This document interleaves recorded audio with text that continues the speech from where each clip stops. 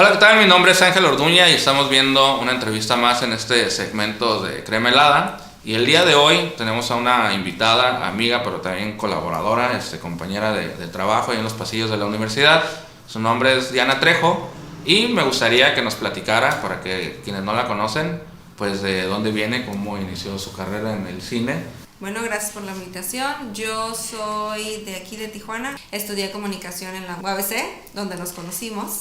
Y después estudié una maestría en filmmaking en la New York Film Academy en Los Ángeles. Me fui 2 años a estudiar allá y yo siempre quise estudiar cine, nada más que cuando yo estudiaba la carrera no existía aquí una escuela de cine, tenías que ir a México. Y cuando terminé la carrera allá, me regresé a Tijuana, empecé a dar clases en la universidad, di clases 1 año y después un día fue el coordinador anterior, me sacó de una clase y me dijo: el rector quiere hablar contigo. Y la verdad es que pensé que me iban a regañar porque en una de mis clases de castigo a mis alumnos los ponía a hacer o sentadillas o planchas en la pared o cosas así, ¿no? Entonces dije, y ya. Y bueno, estaba ahí sentada en la oficina del rector y me dijo: ¿sí te dijeron por qué estás aquí? Y yo, no. Entonces ya me dijo que el coordinador anterior acababa de salir de decirle que ya no iba a poder continuar y que había hecho una propuesta de tres posibles personas y que una de ellas era yo. No sé, nunca pensé que fuera tan grande esto. Sí, digo, mi motivación era como, bueno, estás forjando a los cineastas del futuro, ¿no?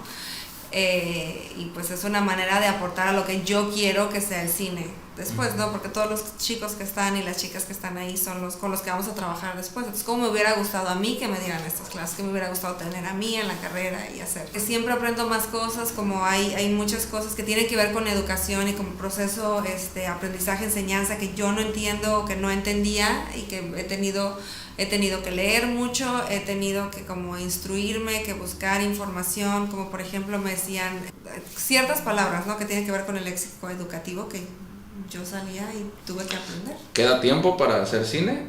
Me pesa, la verdad es que me pesa mucho no tener tiempo para hacer, para escribir, por ejemplo, que para mí escribir es súper complicado, me gusta mucho, pero requiere que me siente y me concentre y no tenga nada más que hacer porque me cuesta mucho trabajo pasar las cosas de aquí a la página, ¿no? Entonces, no he escrito como yo hubiese querido escribir. He tratado de seguir haciendo cosas, ¿no? Y tengo rodajes, debe ser producido, he estado de asistente de dirección y he seguido haciendo cosas, pero he dejado de lado la dirección, que es a lo que yo me quiero dedicar. Yo ya no pensaba estudiar cine. Eso ya no estaba en mis metas ni nada. Fue por azares del destino que me corrieron del trabajo, que estaba sufriendo por otras situaciones que se dieron en ese mismo momento y dije, me voy vilmente a seguir el sueño de estudiar cine. Pues la experiencia de estudiar cine como tal para mí fue muy enriquecedora. La verdad creo que aprendí mucho porque en la primera semana, la primera práctica que tuve, que fue así como mi primer tope real con lo que es hacer cine, era en el backlog de los estudios Universal y era con película. Y desde el día 1 armamos cámaras, empezamos a hacer como ejercicios de rodaje y eso me permitió como aprender mucho haciendo. Un cineasta, una persona empírica, tiene que aprender mucho más topándose con errores, ¿no? A lo mejor gastando más, a lo mejor es un poco más largo su proceso y yo creo que la escuela te permite equivocarte en un entorno un poco más controlado, ¿no? Con personas que te pueden guiar y te pueden ayudar en base a su experiencia y los contactos que haces en la universidad, y yo creo que es lo mejor que sacas de ahí. Yo creo que a veces es muy frustrante estar delante de un salón y justo eso, ¿no? Que ves alumnos que a lo mejor pueden tener mucho potencial o que ves que hay ciertas cosas que podrían hacer muy bien y podrían crecer si te hicieran caso, ¿no? Sino si lo explotaran o si no fueran tan apáticos o si se juntaran más con ciertas personas y cosas por el estilo, pero al final ellos son responsables de su camino. Yo me acuerdo cuando estábamos en la universidad hubo compañeros que se salieron, que si ahora me pongo a pensar digo, claro, estaba deprimido deprimido. Claro, tenía esos rollos, ¿no? Y no había nadie que te asesorara o te dijera. Creo que sí es importante. Yo como coordinadora trato de, a los que detecto, a los que sé que tienen alguna situación, tratar de guiarlos o tratar de estar al pendiente. En el caso del cine, tienes que estar muy en contacto con tus emociones. Si decides escribir una historia que es personal, si decides dirigir una historia que es personal, te vas a topar con cosas que te van a doler o así, y si no estás listo, pues hasta ahí te vas a quedar.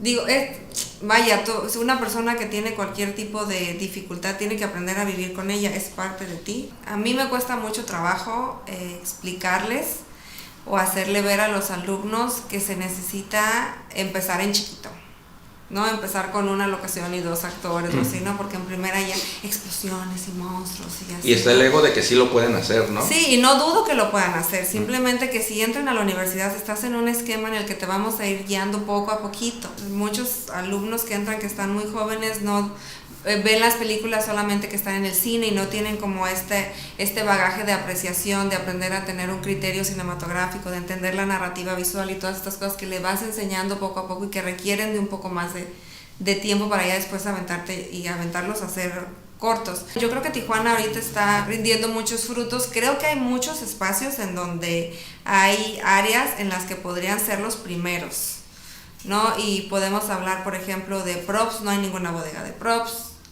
Vestuario, no hay como gente que tenga grandes bodegas de vestuario, así como en Ciudad de México, como en Los Ángeles. No conozco yo aquí a nadie que haga breakables, ¿no? Breakables de todo tipo y estas cosas. Entonces, eso, y hay gente capaz aquí. Y hay gente que se dedica a arte, hay gente que se dedica a hacer vestuario y así. Entonces, yo creo que hay muchos nichos de oportunidad aquí que si salen y los ven y tienen como esta chispa de emprender, podría dar para más. Y no por atacar, sino para estar como informados. Otra carencia a lo mejor que sería importante que un alumno que vaya a inscribirse a cine esté consciente de que aquí no hay en Tijuana y aquí no lo va a conseguir, que falta para que se logre y que es algo que te piden mucho, que escuches mucho. ¿Por qué no está esto aquí en la escuela? ¿O por qué no tienen esto aquí en la UDCI si somos de cine? Pues yo creo que lo más fuerte son las cámaras. En Tijuana hay muy pocas cámaras profesionales. Una Alexa, creo que hay 3 Reds, no estoy segura, estoy pensando nada más en la gente que yo conozco, pero es un equipo muy caro, que no es solo, la cámara es nada más el cuadrito y hay que comprar todo lo demás que los lentes, pero el tripié, pero todo lo demás, ¿no? ¿Y por qué crees que es tan difícil para una escuela, no nomás la UDCI, sino para cualquiera, contar con ese equipo? ¿Nada más es el costo o de pronto les cuesta trabajo entender por qué lo ocupa un cineasta, porque ellos no son cineastas?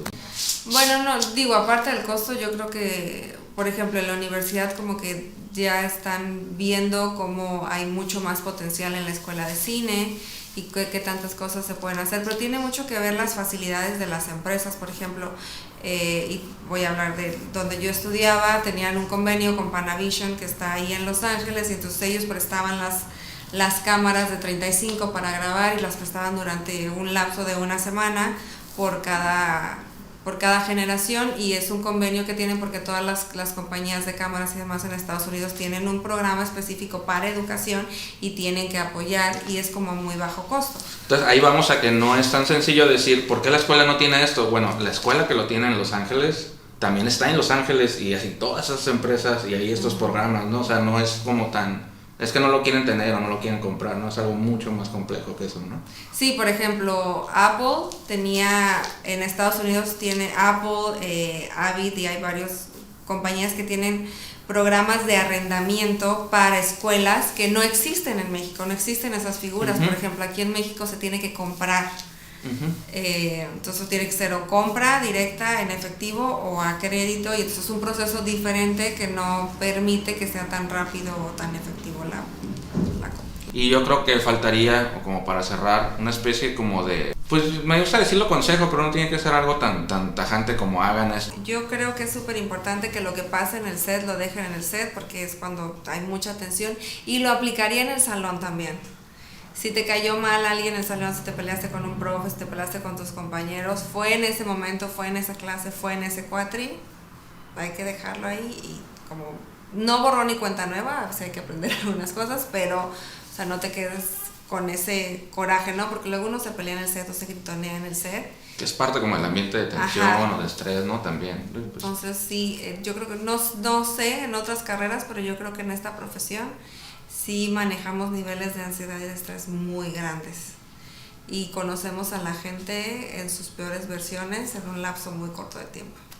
Una de las cosas es que no se queden con el estereotipo de sus compañeros. Muchos alumnos como se quedan con la idea de lo que eran sus compañeros en el principio de la carrera. Y yo creo que todos han ido cambiando. He visto cómo evolucionan y sacan como otras cosas. Entonces no se queden con un estereotipo de sus compañeros.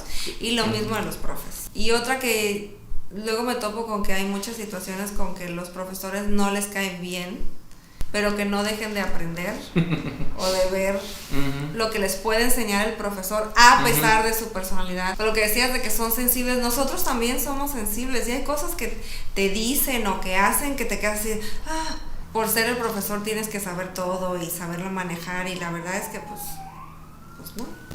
I'll tell you what he said. He asked me to forcibly insert the Lifeline exercise card into my anus. Oh, shit. Move it, man. Go on, move it. Get up first. Una cosa que agradezco mucho es el tiempo que se toman para sentarse acá conmigo, porque al final pues se trata de mí llenarme de Yo información. estaba esperando la nieve. Bueno, pues hasta luego, gracias por darle play y pues hasta luego. Bye.